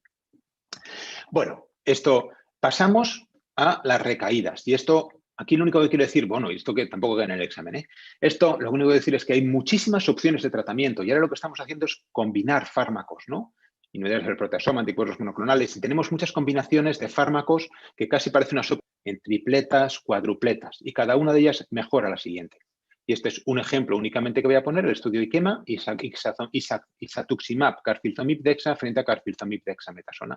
Y veis, pues aquí claramente, pues la P, en este caso es posible, dependemos de que tenga precio de reembolso en España, pero ya está aprobada, pues realmente en estima residual negativa, muy alta en pacientes en recaída, con lo cual es... Bueno, iba a hablar un poco de los análisis de subgrupos, pero no voy a hablar, ¿no? Porque nos queda poco tiempo. Y después simplemente quería centrarme un poquitín en los nuevos fármacos. Un nuevo fármaco dirigido, y esto ya son un fármaco que se utiliza en mieloma. En este ensayo clínico, fijaros, si los pacientes no tenían la translocación 11-14, respondieron un 6%. Si sí la tenían, un 40% de los pacientes respondieron. Y esta es la diferencia en supervivencia libre de progresión de no tener la translocación 11-14. Este fue el primer fármaco que tiene dirigido a un grupo de pacientes en concreto. Y aquí esta compañía, AbbVie, de venetoclax, cometió un error para mí. Y hizo el estudio de venetoclax, bortezomib y dexametasona. La combinación, ¿no? Venetoclax lo combinó con otros fármacos. ¿Qué haríais? ¿Iríais a esta población de 11-14 o a todos los pacientes? Bueno, pues lo que pasó es que fueron a todos los pacientes. Quizá, pues, yo no lo hubiese hecho así. Y hubiese ido solo a los pacientes con 11-14. Bueno, y lo que sucedió es que en esta combinación, aquellos pacientes con 11-14, esta es la diferencia de venetoclax frente a no venetoclax, a placebo, pero en aquellos sin translocación 11-14 no respondió. No hubo esa diferencia. Con lo cual, al final, esta combinación... Bueno, pues, ¿por qué pongo todo esto? Estos son diferentes anti-BCMAs que se utilizan en la clínica, porque nosotros hemos participado en vamos a participar ahora empezar en este estudio. Bueno, pues porque realmente estamos ahí y estamos participando en todos estos. Esta es la gran novedad, la punta de lanza de la investigación en mieloma. Bueno, pues en Valdecilla estamos utilizando, pues tuvimos el primer paciente en Europa incluido tratado con este fármaco, lo tratamos nosotros, ¿no? Bueno, después, ahora ha habido otro fármaco, otra combinación de teclistamab con otro fármaco de talquetamab. Pues el primer paciente del mundo lo tratamos nosotros. Por eso digo que a mí me apasiona, ¿no? Me apasiona poder, y de hecho esos dos pacientes, sobre todo este último, ha hecho una respuesta increíble a la combinación, ¿no? En un ciclo ha desaparecido de la enfermedad después de 8 líneas de tratamiento previas. Bueno, pues eso es lo bonito de la investigación y en este caso de la inmunoterapia. También voy a pasar esto rápidamente. Y por último, las células CAR-Ts. Y solo por mencionar lo que ya sí que es no es el futuro, porque ya esto se acaban de aprobar, ¿no? Las células CAR, que es no dirigir anticuerpos, sino dirigir células frente al tumor. Y aquí, bueno, pues esto, la revolución de las células CAR-T salía en Nature, en Cell, en el Scientist, en Forbes, el presidente de Novartis hace unos años, como si era este hombre curará el cáncer con las células de CAR-T. Esta niña, que fue la primera que se utilizó con una niña con una leucemia linfoblástica que recibió una dosis de CAR-T, la primera en ser tratada con estas células, para que lo entendáis, se sacan las células de la niña, en este caso del paciente, se le sacan, se modifican esos linfocitos, se modifican para que vayan frente al tumor y se vuelven a infundir. De tal manera, lo que hacemos es educar a los propios linfocitos del paciente, en 28 días se tarda aproximadamente, para que cuando se le volvamos a poner al paciente se dirijan y maten al tumor. Bueno, pues esta niña que estaba desahuciada, sus fotos de Twitter, 1, 2, 3, 4, 5, 6, 7, 8 años sin cáncer, ¿no? Bueno, pues fue la primera, a partir de aquí se aprobaron, y en mieloma, bueno, pues la última o la penúltima fármaco aprobado fue las terapias celular, los CAR-Ts. Y esto es algo que nosotros estamos persiguiendo, a ver si conseguimos, y posiblemente este año empecemos ya el primer ensayo con un CAR-T para mielomas, ¿no? Dentro de todos estos, ¿no?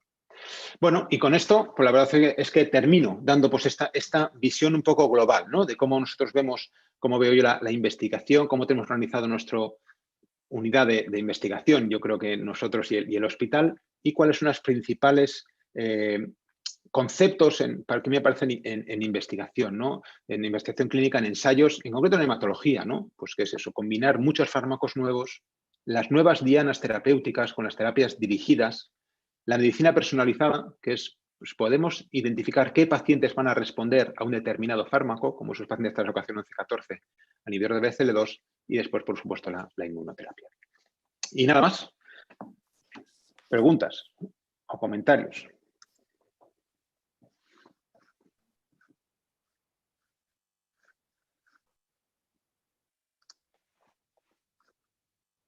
Enrique, muchísimas gracias. Yo creo que tu presentación es muy de experiencia, de lo que habéis vivido, de lo que habéis hecho, y creo que esto es muy importante que lo conozcamos todos, ¿no? Que lo conozcamos todos. Y hablando con pasión. Yo creo que también hay una serie de pinceladas que has ido dejando caer a lo largo de la presentación que indican lo que, por supuesto, lo que se ha hecho, pero sobre todo a dónde queremos ir, ¿no? A dónde queremos ir, que son y lo difícil que ha sido llegar hasta aquí, lo difícil que ha sido llegar hasta aquí y lo difícil que es mantenerse, ¿no? Es decir, probablemente se nos olvida, pero has dicho las cifras, pero es que Valdecilla en el año, hace 3 años, no tenía probablemente, no sé si recuerdo uno o ningún ensayo fase 1 activo. Tú decías fase 1, que sois... Es que tener fase 1 es muy difícil. Es que es la primera vez que se testa una droga en humanos, en una patología concreta. Es decir, estamos en un nivel de experimentación que exige tremendamente rigor. Eso lo estamos haciendo desde hace poquito tiempo, ¿no? Y vosotros ahí sois, bueno, pues absolutamente referenciales para nosotros y en España, ¿no? Yo quiero recordar que en una reunión que teníamos, bueno, de evaluación del instituto, nos decía algún experto de fuera y, bueno, pues de estos investigadores, qué difícil es el dar el salto a entrar en la excelencia de la investigación clínica y lo habéis dado, ¿no? Entonces esto, la gente que nos oye tiene que ser consciente, que se ha hecho y se ha hecho por vosotros, porque es verdad que, bueno, pues hay unas estructuras de soporte, pero bueno, solo la suma de estas partes de los investigadores de oncología, los investigadores de hematología, los investigadores, bueno, solo esa suma la que ha hecho posible que estemos donde estamos, ¿no? Que hemos dado ese salto, ¿no? Pero yo creo que estamos muy lejos del límite que podemos alcanzar y es un momento súper importante. Yo creo que hay una sensación que algunos tenéis, ¿no? Y la habéis transmitido. Este es un momento especial a nivel global, pero también un momento especial para Valdecilla. Y en estos momentos especiales o mueves ficha o pierdes una oportunidad, ¿no? Y creo que esta sensación de urgencia la tenemos todos y tenemos todos que contribuir a ello, ¿no? Y indicando que lo que hacemos es muy importante. Y en este sentido, bueno, pues la pregunta que también se le hacía a Nacho, ¿no? O sea, inspíranos un poco a todos los que oímos esas claves que tú crees que son necesarias en este momento, que pueden ser muy generales, ¿no? De por dónde debemos ir, ¿no? Pensamos que desde luego ir armónicamente es imprescindible, tenemos mucha gente distinta, muchos actores, y para conseguir llegar lejos tenemos que ir juntos, esto es algo que creo que vemos todos.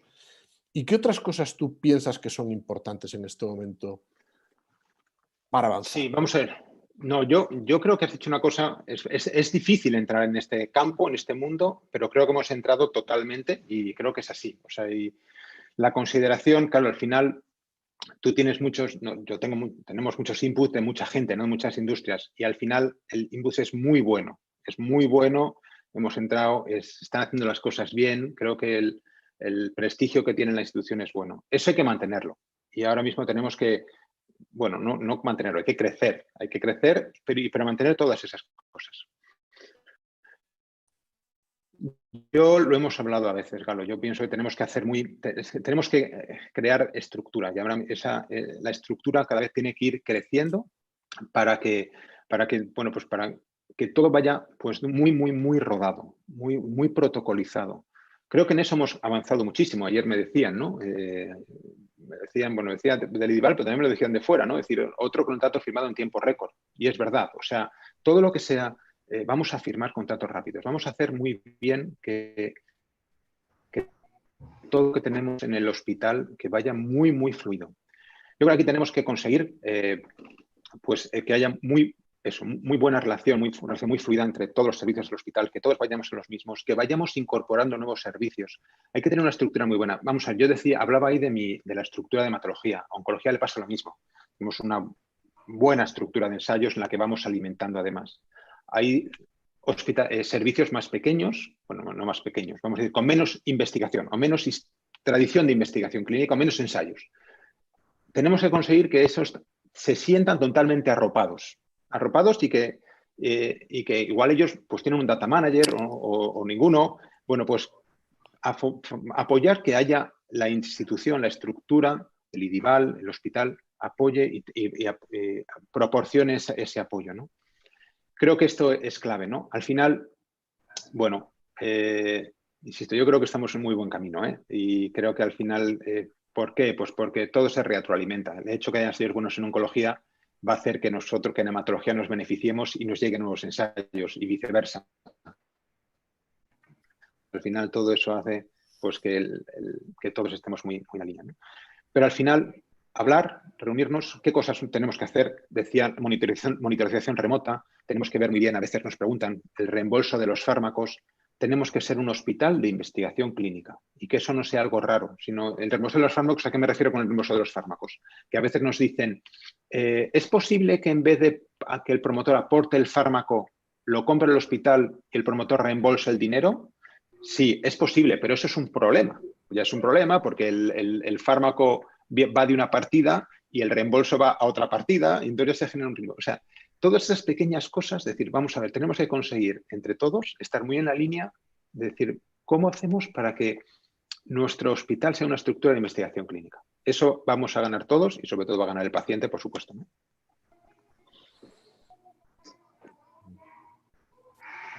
No sé si hay... Nos pregunta Juan Ochagavías en el chat respecto a las terapias con CAR-T, ¿existen perspectivas de empleo más allá del linfoma y leucemia? Sí, es que he ido muy rápido porque ya me estaba quedando sin tiempo y no me gusta pasarme. CAR-Ts. CAR-Ts están aprobados. Primera aprobación, leucemia linfoblástica. CAR-Ts, segunda aprobación, linfoma, célula grande y mediastínico. Tercera aprobación, linfoma de células del manto. Hace un mes, mieloma múltiple. De momento, todo neoplasias hematológicas. Enfermedades hematológicas y es así. Y respuestas de... Es que no he hablado de eso, ¿no? Pero son 100 pacientes después de una mediana de 8 unidades de tratamiento, en mieloma responden el 100%. Pasa que, bueno, 100% en algunos estudios, en otros un 90%, pero 90-100%, prácticamente todos los pacientes. Imaginaos, o sea, pacientes que ya, eso sí que no tienen ninguna otra opción. Lo que pasa es que hay que ver, estamos viendo cómo lo que duran esas respuestas, ¿no? Y el problema de la terapia celular es la logística que requiere. Pero esto, toda la inmunoterapia en oncología se está utilizando muchísimo con los anti-PD1, ese pembrolizumab que había respondido, ese paciente también que había respondido en mieloma, pues se utiliza mucho en oncología. Con lo cual también oncología tiene un gran papel o puede tener un gran papel los CAR-Ts. Vamos poco a poco. Nosotros estamos haciendo otro ensayo con oncología. Bueno, nosotros no. Está haciendo oncología un ensayo con TILs son de mieloma. TILs son Tumor Infiltrating Lymphocytes. Es un concepto similar, ¿no? Es coger los linfocitos infiltrantes del tumor y sacarlos fuera y activarlos frente al tumor. Es un poco diferente porque no hay ingeniería genética como son los CAR-Ts, pero sí que se activan y se vuelven a inyectar. Bueno, pues oncología consiguió participar en ese estudio. Nosotros en hematología somos los que modificamos esos linfocitos, extraemos los linfocitos, los procesamos, los enviamos fuera. Bueno, pues también un paciente refractario hizo una gran respuesta. Sí, hay muchas posibilidades oncológicas, incluso los CAR-T se plantean para enfermedades no oncológicas, reumatológicas, otro tipo de enfermedades que pudieran beneficiarse también de la terapia celular, que yo creo que es uno de los grandes avances para el futuro.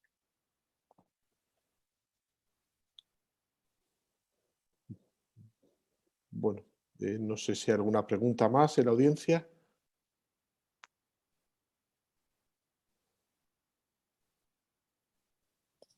Bueno, pues no hay más preguntas. Enrique, todo el agradecimiento y reconocimiento por el trabajo de estos años.